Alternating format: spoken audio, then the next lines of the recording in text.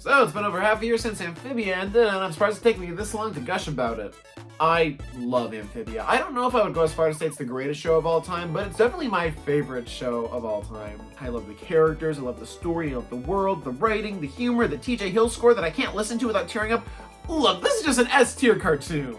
And it is one of the best endings to a series that I have ever seen.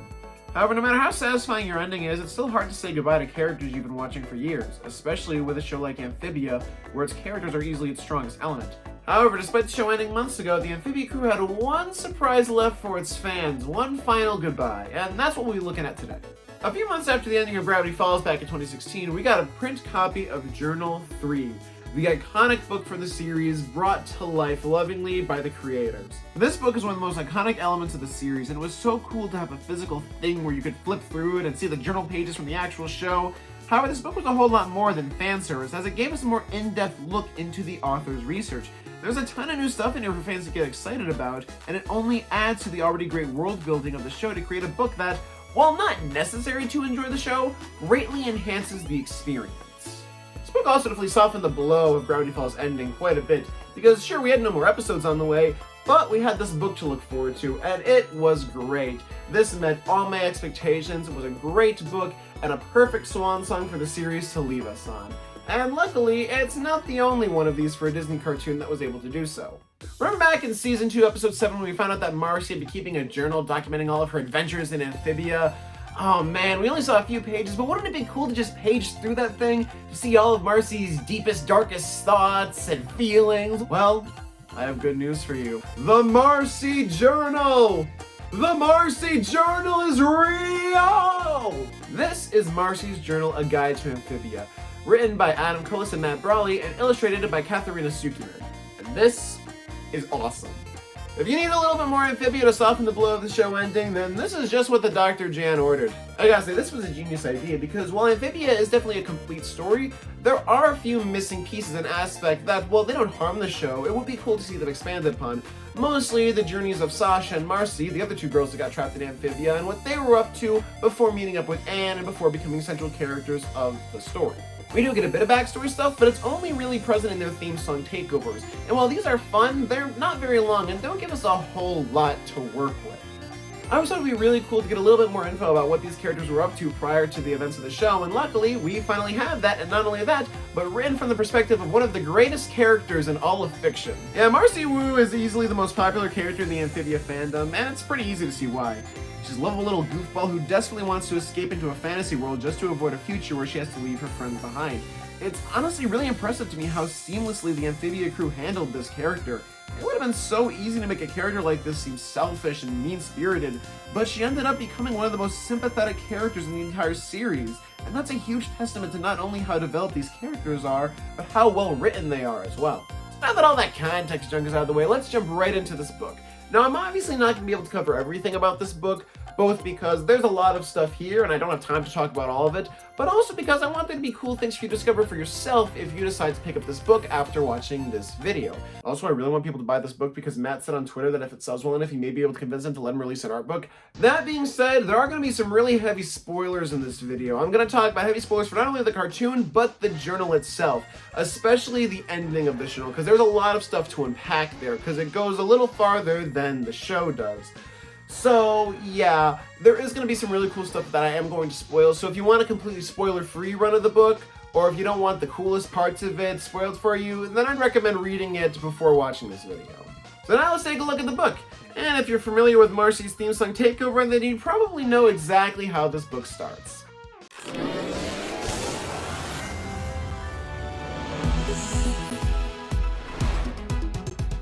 Woke up in Utopia, where I fell down a flight of stairs. A leg injury. Yeah, the early parts of this book pretty much hit the same beats as the theme song takeover. However, each part has a lot more depth to it, which is what really makes this a must-read for fans, and that's pretty much true for the entire book.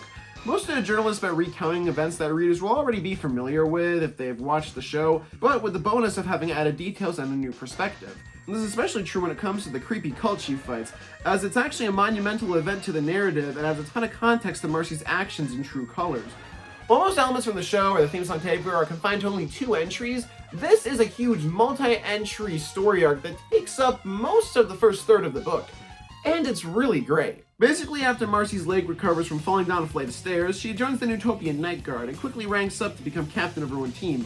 You can actually see her team members at the end of the theme song Takeover, along with a few other characters that we weren't formally introduced to until the release of this journal. Amphibia is so full of little details like this that foreshadow future events, so it's really great to see that present in the book as well. Ooh, cricket legs? Did you save us any? Listen, Domino is not just a cat. She's the Alpha and Omega, an interdimensional being beyond all time and space. Well, what's that now? And you look like my cat because... My true form would make your human brain explode. I don't know. I've seen some pretty crazy... After getting acquainted with her new team, Marcy and her troops are assigned to investigate a book-burning cult, which proves to be a bit difficult as Marcy's team is still suffering from the loss of their former leader, Captain Ernst, who went missing in action recently. Marcy is able to bring the team back together through a legally ambiguous tabletop role-playing game, and the team is able to work together really effectively. Unfortunately, that's all thrown out the window when they discover the true identity of the leader of the cult, Captain Ernst, the former leader of Marcy's team. This is huge. This is a pretty classic plot twist and it's a lot of fun, but what makes it even better is the clear impact that it has on Marcy in this book, and even better, the clear impact it has on her actions in the show.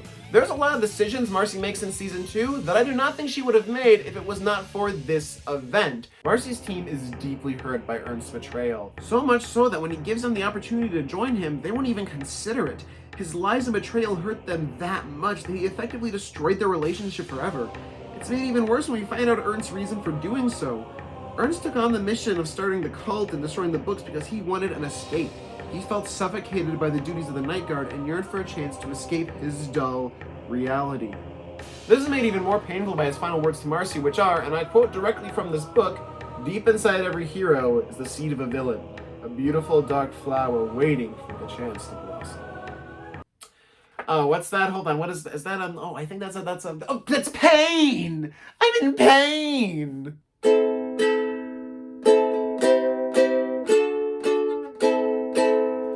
I hurt myself today by purchasing this book.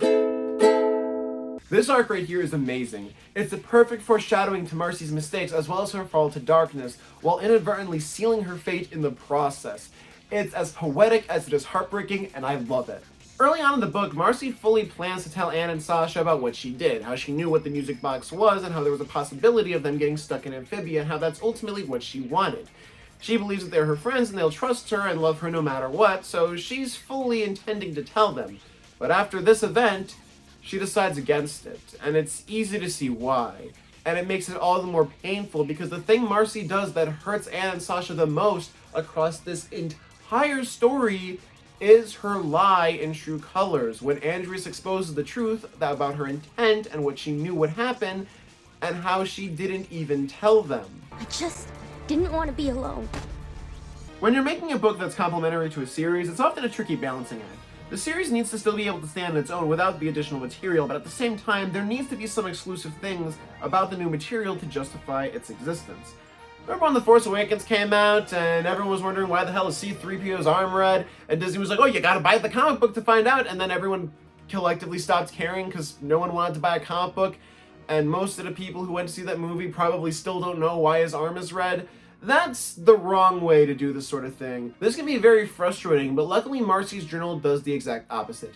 It enhances elements of Amphibia without making the show reliant on it. There's so many cool moments or details that either recontextualize or add extra depth to certain scenes. Take, for example, entry 62. This is an entry that is based off the ending to one of my favorite episodes, Day at the Aquarium, where Anne is planning to stay in Utopia while the planters are going to go back to Wartwood for the harvest, and they're all incredibly sad going to an aquarium to distract themselves from how upset they are that they'll be leaving each other. You folks want a giant tissue? Seriously, you would not believe the size of these tissues. I'll get you one. It's a really funny episode that has a lot of great callbacks to early season 1 episodes without being distracting. It's a really sweet episode and has one of my favorite endings of any episode in the entire series.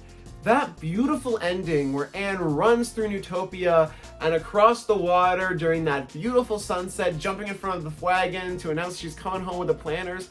It's such a sweet, heartwarming moment. But what this book does so well is it takes that moment and turns it completely on its head by giving us a different perspective. A perspective that is not as happy or heartwarming. The perspective of Marcy Wu, the girl who was about to lose both of her friends, took drastic action to ensure she wouldn't lose both of her friends, ended up losing both of her friends anyway, and then, after finally getting one of her friends back, has that friend choose to leave her side. That's rough, buddy. I think one thing that really makes this segment special is that we get the added context that the only reason Marcy offered for Anne to go with the planters was because she felt bad for her, and she assumed Anne would say no. Anne did not say no, and so Marcy is now very, very upset. Understandably so. And sure, it may not seem like a good thing to give a sadder context to what is in the show a very happy scene, but this sort of thing is what Amphibia is all about. One of the things that makes the relationship between Anne, Sasha, and Marcy so special is how even though they were childhood friends, they've all grown up in different ways. They all grew in some ways that were good and some ways that weren't. It's undeniable that now that these three characters are teenagers, they've all changed a lot. And often when one of them tries to do what's best for them, they end up hurting the others in the process, even if they never wanted to. It's part of the reason True Colors is the greatest episode of the entire series. They all hurt each other, but it's not because of anger, it's not because of hatred, it's because they're hurting themselves. It's because their relationship has changed too much.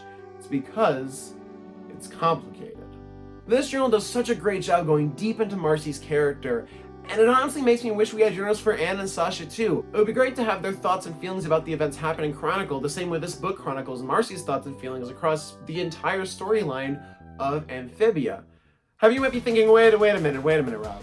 Third season of Amphibia has Marcy being dead and evil for 90% of its runtime. How does the journal handle that? Well, you may be disappointed to find out that it kind of doesn't. Darcy fans may be disappointed to find out that we don't get anything from their perspective in the book, which makes sense, because I can't imagine the core hive mind collection of all of Amphibia's greatest minds being necessarily interested in writing in what is effectively, a feelings book. But this does raise an interesting question. How do we cover those events? Because Season 3 has a lot of pivotal moments in the storyline. If Marcy, it's kind of hard to write in a journal when you're dead or possessed. So how does this journal handle that stuff? Well, it actually does something interesting and similar to the Gravity Falls Journal 3, which, after the disappearance of the author and the journal's no longer in his possession, the book's actually written by Dipper, who chronicles the events of the first season of the show and parts of the second season until Ford's return. This book also switches authors, this time going to Anne Boonshoy. Now, I can definitely see this decision being a little upsetting if you were really hoping for kind of just a pure Marcy book, but personally, I think it's great, and that's because I'm about to lose my Amphibia fan license, because Marcy Wu, while is inarguably one of the greatest characters in all of fiction, is not my favorite character in Amphibia. Yeah, in case my shirt and fake ID didn't give it away, I'm more of an Anne man myself. I don't know why, but I just really connected with this character, and she's one of the few characters in Disney's library that I can honestly say I was able to relate to.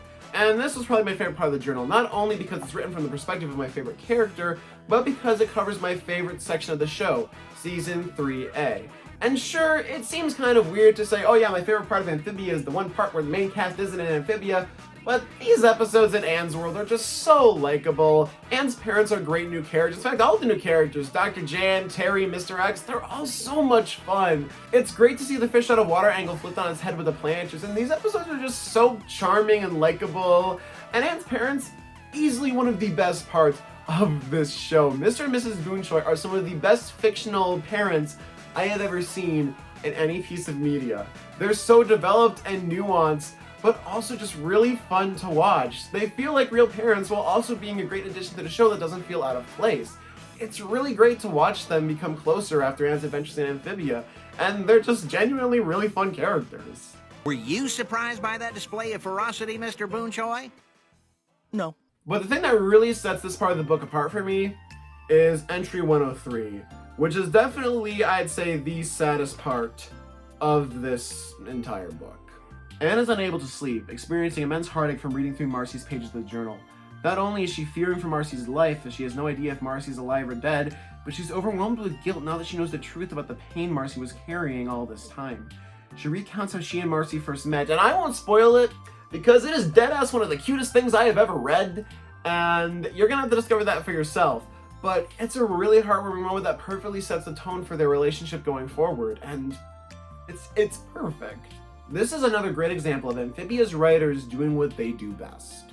And like all the other entries we discussed, this scene makes a part of the series finale so much stronger. Prior to the final battle, Anne and Sasha are at odds over Marcy's betrayal. Sasha is still hurt and bears some animosity towards Marcy, but Anne has completely moved on and reflects on the fact that neither one of them were really fair to Marcy, and that they've all made mistakes in this friendship. Anne acting with this level of maturity in the show is by no means out of place, but seeing the exact moment where she came to those conclusions by reading Marcy's journal is amazing to see, and makes that part of the show feel all the more justified. But Anne and Marcy aren't the only characters enhanced by this journal, as there is one character in the Calamity trio that we haven't really talked about yet, and that's Sasha Waybright. Even though we don't get anything from her perspective, we do get some backstory stuff. It's nothing super deep, but we get a bit of information regarding Sasha's home life. It not only confirms our suspicions from the Christmas special that her parents split up, but we get the added context that both of her parents effectively formed new families without her. One of the things I love about Sasha is that she isn't just a one-dimensional bully. Looking at the series, it's clear that she's suffering just as much as the other girls, but in different ways. And this journal gives us so much more reason as to why that might be, and why Anne and Marcy's independence hurt her so much. No! I can do this! I am not gonna fail! Not while Anne and Marcy are getting by without me! There's still a little bit more to talk about story-wise, but before we do, I have to draw attention to this journal's amazing presentation. Each entry is filled with incredible drawings by Marcy and Anne that give this book so much personality. Marcy's artwork ranges from hyper-realistic depictions of these characters to simple little cartoons, and they are all incredibly charming. They even gave Anne her own simplified art style that's very cartoony, but insanely expressive. Both characters' art styles fit them perfectly. The book also feels incredibly authentic, with folded stickers being placed all over the book and tear stains scattered across the more emotional bits. There are even parts that are crossed out, which feels incredibly real.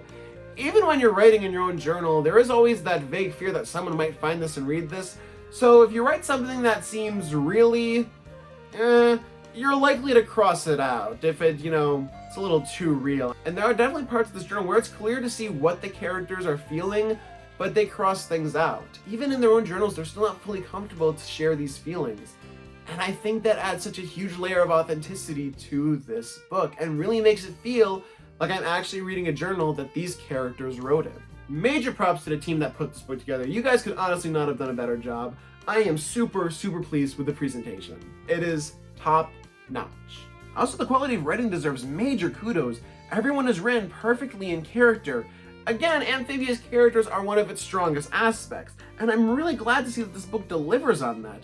I swear, I could hear the voice actors in my mind reading these lines while reading certain parts of the book. That's how well written it is. That's how in character this dialogue feels. If that's not a testament to how perfectly written this is, then I honestly don't know what is. Alright, now that we got all that stuff out of the way, it's time to talk about the ending. And this is the one thing that I am kind of mixed on, ultimately. It's still very great, but does leave me with a twinge of concern. But that's honestly more of a me problem than I think a problem for the rest of the fandom. One of the things that's really cool is we actually get way more information about the ending of the story than we do in the show. We get to see the final days the girls spend together before Marcy's move, and it's really sweet to see them together again. You get a little more information just to wrap everything up, as Mr. X is working hard to cover up everything that happened with Andreas' attack, and Terry is working to try to rebuild the portal to get them back to Amphibia. However, they're unable to do so. We also got confirmation that Marcy finally got therapy. Let's go! Now we just need Hunter to get some, and then I think everyone will be taken care of. Probably. And just like the finale, the show ends with a 10-year time skip, where Marcy is writing in this journal right before leaving to go meet Sasha and Anne for Anne's birthday. However, that's not the interesting thing, or for me, the concerning thing. Shortly after the ending of the show, while the girls are hanging out after meeting up 10 years later, they get a call from Terry, who has some very exciting news. What? Okay, so here's the thing, we have no idea what this means. I don't know if this is just the writers trying to give us a glimmer of hope that these characters may be able to meet everyone in Amphibia again, or if this is actually teasing a potential sequel that the team might be working on. Maybe this is the first part of a huge sequel series, kind of like a Lord of the Rings situation, where we get to see all the characters growing up, exploring Amphibia as adults, or maybe the writers are just pulling an Alex Hirsch and just trying to give us false hope for something that will never actually happen. Hell, this might even be a tease for the Amphibia Owl House Gravity Field crossover that I know Matt really wants to work on. This could be anything, and that's terrifying. And to be honest, I really don't know how to feel about this. I love Amphibia, but one of the things I love about Amphibia is the fact that it ended as well as it did.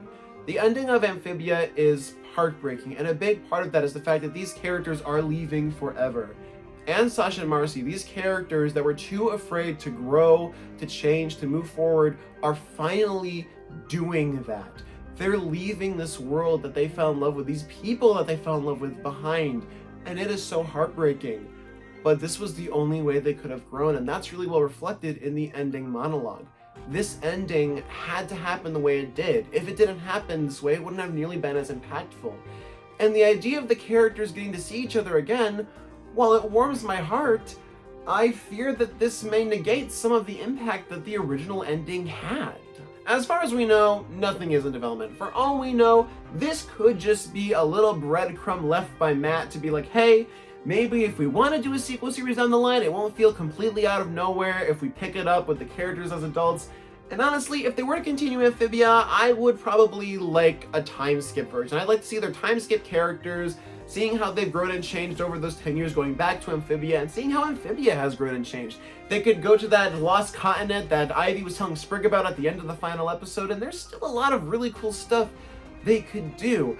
Like I said in my Gravity Falls video, if they're going to do a sequel or an expansion, I want there to be something that makes it distinct and unique. I want there to be a decent passage of time so that the characters are able to act differently and have a different dynamic and engage with this world differently than they did before.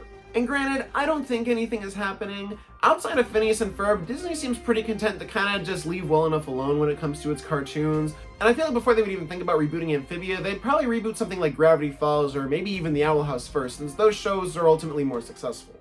Again, I'm mixed on the idea of a sequel series, but I would love to see more books. In episode 2 of season 3, we actually see Anne has a journal as well that Sasha found in Wortwood after escaping from Newtopia. I would love to see that get made too. It'd be cool to see Anne's personal thoughts on the events of Amphibia early on, while also seeing Sasha's thoughts and seeing what they were up to before Anne and the Planters joined back up and escaped to Amphibia. That could be really cool. It'd be nice to finally get some thoughts of Sasha in one of these things, and it would really help the trio feel more rounded out, and I would really like that. It'd also be cool to see some of the other books from the series, like maybe the Ancient Utopian books that Andreas always has, or I'd even love to see one of the books Hop Pop has, like Older Than the Old Ways. That'd be really fun to read. But the thing that I would like most of all is probably an Amphibia graphic novel. So many of my favorite cartoons have canonical graphic novels, and these are always a blast. We have stories that add extra context and tie up loose ends from the show, like She-Ra and the Fire Princess and Gravity Falls Lost Legends, and we also have stories that pick up right where the series left off, like Avatar The Last Airbender, The Promise, and The Dragon Princess Through the Moon. Seeing something like this for Amphibia would be incredibly cool, but what I really want is a print version of Marcy's webcomic, which we actually get a bit more information of in this book. We discovered that it's loosely based off of their adventures in Amphibia, specifically Anne. We also learned that some TV network bought the rights for it, and this has my head swimming because now I'm concerned that the version of Amphibia we watch on Disney Channel isn't actually the real version of Amphibia, but an adaptation of Marcy's comic, which Disney bought the rights to. But I think Amphibia's characters would lend themselves really well to a graphic novel, especially because Disney's standards and practices policies aren't nearly as restrictive when it comes to their graphic novels. And this is most obvious with Gravity Falls Lost Legends. That book gets away with a lot. Less restrictions might allow them to explore new ideas, while also being able to expand some of the characters' relationships in ways that they couldn't really do in the show. Whether we may have more Amphibia books or more Amphibia cartoons or any sort of successors, I don't know if any of that stuff will happen. However, what we do have is an incredible 3-season cartoon that you can watch right now on Disney+, and a great expansion novel to it that adds a lot of extra context and character to this series and makes it even better. It expands the source material without negating the source material. You still need to watch the show, you can still watch the show and have a complete experience, but it's made even better by reading this book. I'd recommend reading it after watching the show, or maybe reading it alongside watching the show. That might be a really interesting experience that I think could be kind of cool, honestly. It's great getting that extra depth and extra perspective, and the team behind this book did a fantastic job truly making it feel like the journal of Marcy Wu. If you've got an Amphibia fan that you're shopping for this holiday season, I can't recommend giving them this book enough if they don't already have it. It's a great companion to the series and perfect for fans of the show, especially if those fans aren't ready to say goodbye just yet.